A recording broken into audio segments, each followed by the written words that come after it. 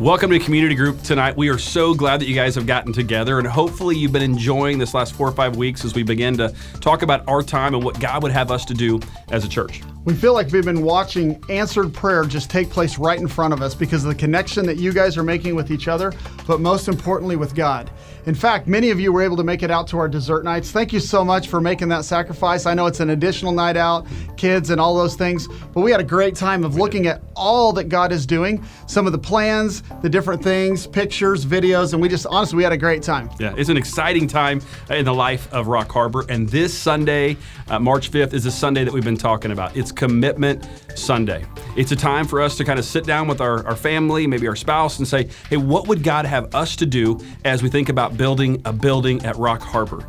We want to encourage you to take some time, just sit at a kitchen table and grab a pen, grab some paper, and ask God, hey, what would you have us to do to invest and resource reaching our community for Jesus Christ? Yeah, seeing the sacrifice that has been from the very beginning of Rock Harbor, it's coming to a whole new level. It's our time as a church. We've been narrowing our focus, this vision, mission, we're personalizing it. We're not just reading a story of Nehemiah. It's not just his journey, it's not just his example, it's us living that out. We've been personalizing, this calling. We've been called to run a race that's been set before us.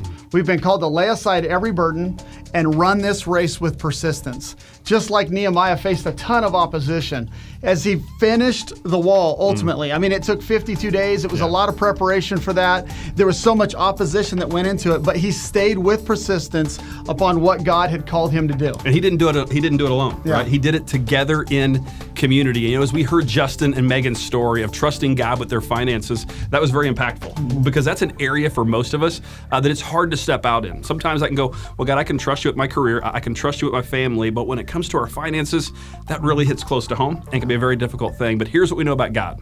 He is always faithful. When we step out in faith, he's always faithful, whether we're faithful or not. And so this is what we want you to do in group tonight. We want you to share a time when you stepped out in faith audaciously. Share how God really showed up and showed himself, even maybe when we're doubting, even in our discouragement, along the way that God has for us. And when you pray tonight, would you pray specifically?